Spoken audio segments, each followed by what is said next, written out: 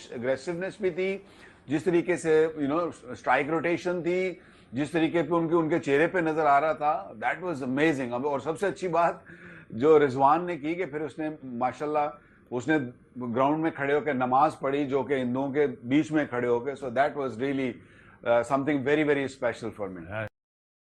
Cricketer रहे हैं और स्पोर्ट्समैन है बड़े अच्छे।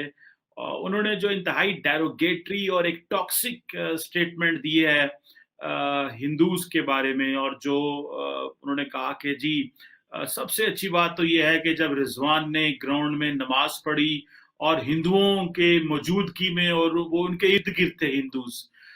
यूनिस पे आते हैं। वकार यूनिस साहब ने जो स्टेटमेंट दिया है, उन्होंने बोला कि मोहम्मद रिजवान ने फील्ड में हिंदुओं के सामने नमाज पढ़ी।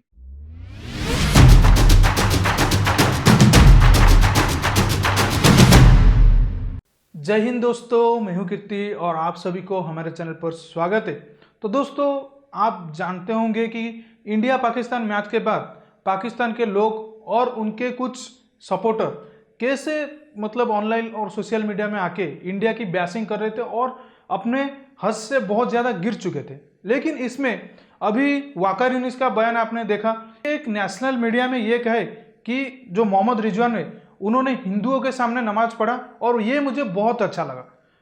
तो इसको लेकर उन्हीं के पाकिस्तान मीडिया के कुछ लोग और हमारे भारत मीडिया के कुछ लोग उनको जमकर लताड़ लगाइए। आइए इस वीडियो में देख लीजिए, उसके बाद हम इसके ऊपर बात करेंगे।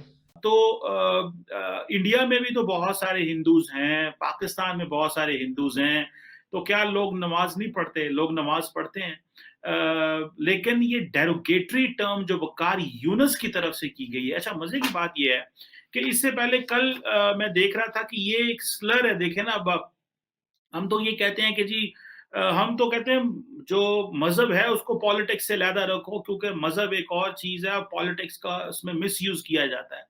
तो ये हमारे जो स्पोर्ट्समैन है, ये सारे के सारे ये स्पोर्ट्स के अंदर भी मजहब को ले आते हैं। ठीक है, हर बंदे का मजहब होना, जो भी उसका मजहब हो उसका हक है, लेकिन ये ठेकेदारी ले लेना और अगले बंदे को इस तरह डिमीन करना, मजा, जैसे हिंदूज हैं, क्रिश्चियंस हैं, ज्यूज हैं, हम इनको ये जो कंटेम्प्ट देखते हैं हकारत भरी नजर से, जैसे ये पता नहीं जैसे इनको इंसान रहने का हक नहीं है। अब देखिए करोड़ों लोगों को कितनी ये बात बुरी गुजरी होगी, और सबसे पहले आपका स्टेचर क्या है।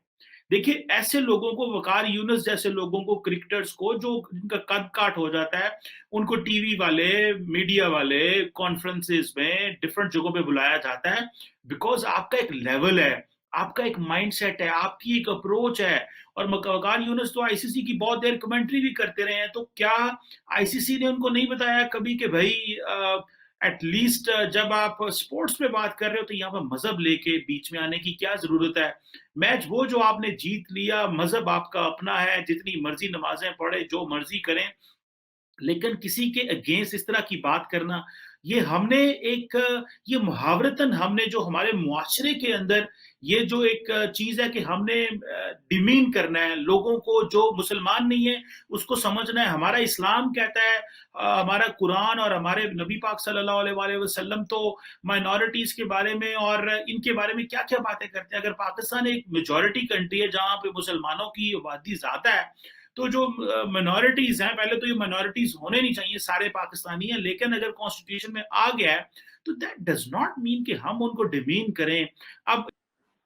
अब हिंदुओं के सामने नमाज पढ़ी या मुसलमानों के सामने, एक ये स्टेटमेंट, ये ऐसे स्टेटमेंट्स क्यों हर चीज को इस्लामिसाइज करने की कोशिश करते हैं? बेसिक्स पे अगर ये लोग बेसिक्स नहीं जानते ना इस्लाम के, ना किसी और चीज के। बेसिक क्या होते हैं कि भाई बेसिक, आप अगर कुरान को भी पढ़ेंगे तो स्टार्टिंग में ही लिखा है, पहले ही, मैंने पढ़ी नहीं है, शायद पहले पेज में या पहले चैप्टर में लिखा होगा कि इस दुनिया को अल्लाह ने बनाया और जितने लोग हैं सबको अल्लाह ने बनाया। तो सबको अल्लाह ने बनाया, तो वो हिंदू को भी अल्लाह ने बनाया। तो उसके अगर हिंदू के सामने नमाज पढ़ ली तो ऐसा कौन सा बहुत बड़ा काम हो गया? सीधी सी बात है। और स्टार्टिंग में जब इस्लाम नया नया शुरू हुआ था तो उसके 100 फॉलोअर्स होंगे, 200 रहे होंगे, इतने 150 करोड़ पहले दिन तो नहीं थे। तो वो हिंदुओं के सामने नहीं, यहूदियों के सामने पढ़ते होंगे या किसी और रिलीजन के सामने पढ़ते होंगे। तो ये कोई नई चीज नहीं थी। अब उसको उन्होंने इस तरीके से बोला, और वो भी क्रिकेट पिच। भाई क्रिकेट पिच पे कोई आदमी नमाज पढ़ रहा है, फाइन, कोई मना तो है नहीं उसके लिए। तो है यहाँ पर हर चीज को घुमा फिरा कर उस एक तरफ लेकर जाना बहुत जरूरी होता है, जहां पर आप इस्लाम और कुफ्र की जंग करवा सकें और उस पर गलबा हासिल कर सकें और फिर पूरी दुनिया पे आपका कब्जा हो जाए और आप सब पे गाली जाए।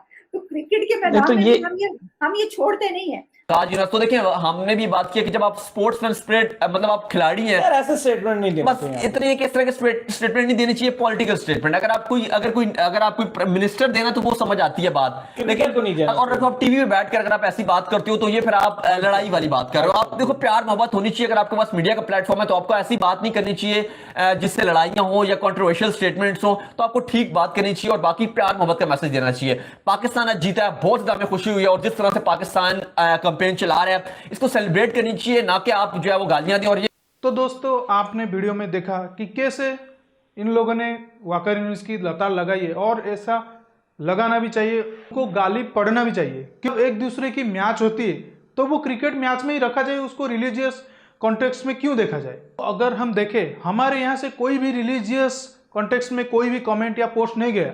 क्या हमने ये कह दिया कि हमको मुसलमान ने हरा लिए, हम बदला लेंगे, या फिर हम कुछ ऐसा कहा जैसे कि कुछ रिलीजियस को हर्ट हो? लेकिन ये लोग बार बार ऐसा क्यों दोहराते हैं? उनके जो होम मिनिस्टर हैं शेख रशीद, उन्होंने भी कहा ये इस्लाम की जीत है। मतलब ये समझ में नहीं आ रहा है कि ये लोग ये लोग क्या दिखाना चाहते हैं अपने लोगों को, कि अगर क्रिकेट में एक टीम की जीत हो गई तो इस्लाम की जीत हो गई। अगर हिंदुओं के बीच एक क्रिकेट प्लेयर ने नमाज पढ़ दिया तो वो बहुत बड़ा काम हो गया। अरे भाई, भारत में हर जगह ऐसे, मतलब हिंदू तो वहाँ पे मेजोरिटी में है, और यहाँ पे हर जगह मस्जिद है, यहाँ पे हर दिन रात यहाँ पे नमाज पढ़ा जाता है। तो ऐसे कहाँ बड़ी बात हो गई? हाँ, वो ग्राउंड में बोल दिया तो क्या हो गया इसमें? तो ये उनकी घटिया सोच है, मतलब गिरी हुई सोच है, घटिया से भी ज़्यादा गिरी हुई सोच है। और ये उनके फॉर्मर क्रिकेटर कहलाते हैं, और ये क्रिकेटर कहना के लायक भी नहीं है, क्योंकि ये पहले जब भारत और पाकिस्तान के बीच ऐसा संपर्क नहीं था, अब तो बहुत ज़्यादा हो गया है, वो लोग इधर नहीं आ रहे। ये आके कमेंट्री करते थे और यहाँ भी आके मिलते थे, लेकिन तब उनका कहना ये नहीं था। लेकिन इनकी सोच देखिए, उनकी ये जो दिखाते हैं ना, हम ऐसे बड़े हैं, हम ऐसे ऊंचे सोच वाले, लेकिन ये इनसे ज़्यादा नीचे सोचने वाला कोई आम आदमी भी नहीं होगा। हम तो ये सोचते हैं कि पाकिस्तान जो लोग हैं वो मदरसा में पढ़ते हैं, या कुछ लोग ऐसे पढ़ते हैं, वो गाली दे देते हैं हमारे रिलीजन को लेके या वगैरह वगैरह। लेकिन ये जैसे मतलब क्रिकेटर हो गए या उनके मिनिस्टर हो गए, अगर ये सामने आके ऐसे छोटी छोटी बात को लेकर ऐसे बड़े मुद्दे बनाएंगे और रिलीजियस कॉन्टेक्स्ट पे आके बात करेंगे, तो हम क्या सोचेंगे? आप पता लगा सकते हैं कि पाकिस्तान में माइनॉरिटी कितनी ज़्यादा सेफ है। और उनके पीएम जो बोलते हैं हमारे यहाँ माइनॉरिटी को बहुत ज़्यादा ख्याल रखा जाता है, तो ऐसी ख्याल रखा जाता है। आप एक मतलब ये कह देते हो कि ये इस्लाम की जीत है क्रिकेट मैच से, और ये कह देते हो कि नमाज पढ़ा हिंदुओं के बीच तो मुझे खुशी आया। और एक बात बता देता हूँ, तो कल हमारे यहाँ पे जब पाकिस्तान जीता तो हमारे यहाँ पे भी पटाखे कुछ लोगों ने फोड़े, और यही बात सोच लीजिए अगर इंडिया जीतता और पाकिस्तान में जो हिंदू हैं वो अगर पटाखा फोड़ते तो क्या होता?